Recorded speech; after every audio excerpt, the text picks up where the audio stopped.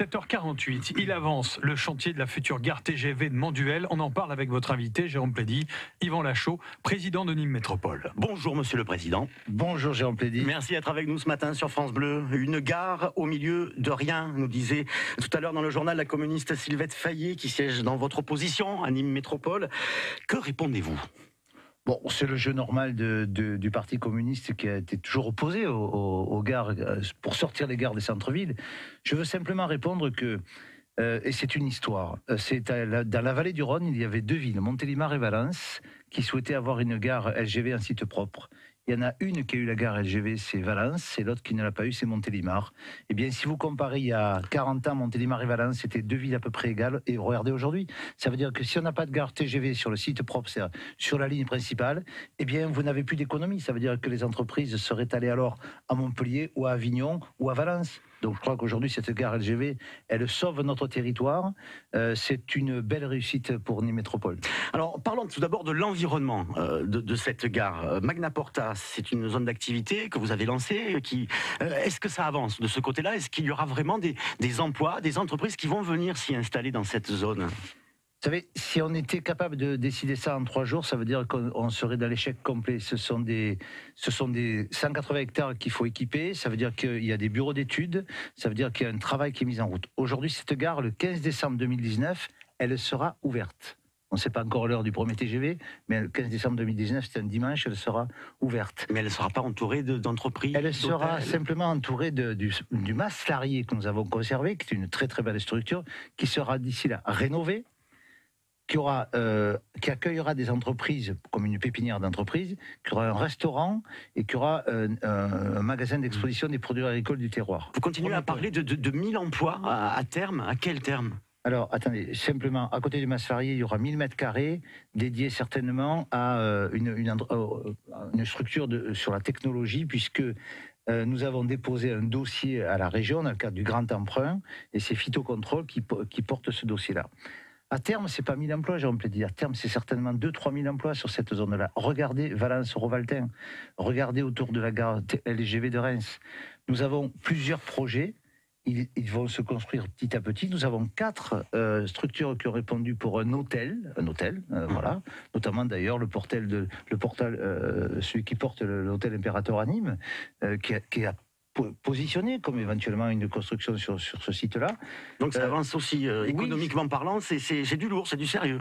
Ah, c'est du très sérieux, mais je répondrai de la même façon. C'est ceux qui ont dit cette gare ne verra jamais le jour. C'est en route. En ce qui concerne la venue de la gare, c'est-à-dire ce qui est de notre responsabilité, Nîmes Métropole, elle sera réalisée pour le 15 décembre 2019. Il y a des recours qui ont été déposés par les opposants. Ils ne vous font pas peur? Qui ne sont pas suspensifs. Donc le juge jugera, comme on dit, mais ces recours ne sont pas suspensifs. Les travaux de la gare ont démarré. Les travaux de l'avenue de la gare démarrent le 1er août. Donc je dirais, sur ce point-là, tout va bien. Vous parliez également d'un parc d'attractions situé autour de cette gare de Manduel. Ça avance de ce côté-là? Il va exister ce parc d'attractions? Ça va être quoi? Alors ça avance très bien. Nous avons mandaté un cabinet qui travaille, qui a déjà remis un certain nombre de conclusions. La Compagnie des Alpes est venue visiter avec la Caisse des dépôts et s'est montrée plus qu'intéressée. Carole Delga, avec qui j'étais en contact hier, a décidé d'ouvrir un parc d'attractions sur la région Occitanie. Le lieu n'est pas encore défini. Elle nous aidera sur ce parc d'attractions aussi. Le thème sera certainement autour de la romanité, puisque c'est le Manduel aujourd'hui. D'abord, appelons Nîmes Pont du Gard, et puis Manduel n'y redescend, puisque c'est le nom officiel de la gare. C'est le barycentre de la romanité entre Arles, le Pont du Gard et Nîmes. Ça veut dire qu'un parc d'attractions au milieu sur du bien-être, sur de la romanité, peut-être sur des thermes et autres, aura toute sa place sur 30 à 50 hectares. Ce n'est pas encore déterminé. Ça veut dire 2022-2023. D'accord. France Bleu Gare Lozère, il est 7h53. Yvan Lachaud, président de Nîmes Métropole, est notre invité ce matin. Sur la gare elle-même, Yvan Lachaud, est-ce qu'elle sera utile? Parce que les opposants, là encore, disent qu'elle ne servira à rien. On aurait très bien pu conserver la gare en centre-ville. Qu'est-ce que vous répondez? Est-ce que vous avez des arguments concrets pour y répondre? Alors, je réponds simplement qu'il faut un petit peu raisonner. La SNCF met des milliards d'euros pour gagner des secondes. Et lorsqu'on aura la ligne qui va aller de Bruxelles à Séville, la ligne LGV, puisqu'il ne manque plus que la liaison Montpellier-Perpignan qui va se faire. Reportée aux calendes grecques, quand même. Depuis qu'on parle des calendes grecques, il ne reste plus que cette portion-là, elle se fera. Si vous n'avez pas une gare en site propre, ça veut dire sur la ligne, eh bien vous n'aurez que quelques TGV, peut-être le matin et le soir, parce que vous ne croyez pas que les TGV vont faire le tour par Nîmes Centre pour perdre 25 minutes.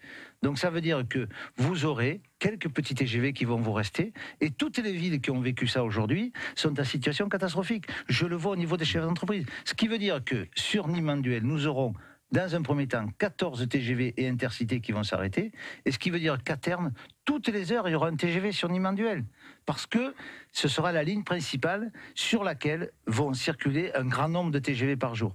En ce qui concerne la première partie, c'est-à-dire ce qui va se faire dès 2019, Paris, Nîmes, Montpellier, des TGV tous les jours qui vont être directement 2h35 2h35 pour 2h35 Manuel, 2h50 Montpellier. Avec voilà. La difficulté pour les Nîmois de s'y rendre moins facilement que...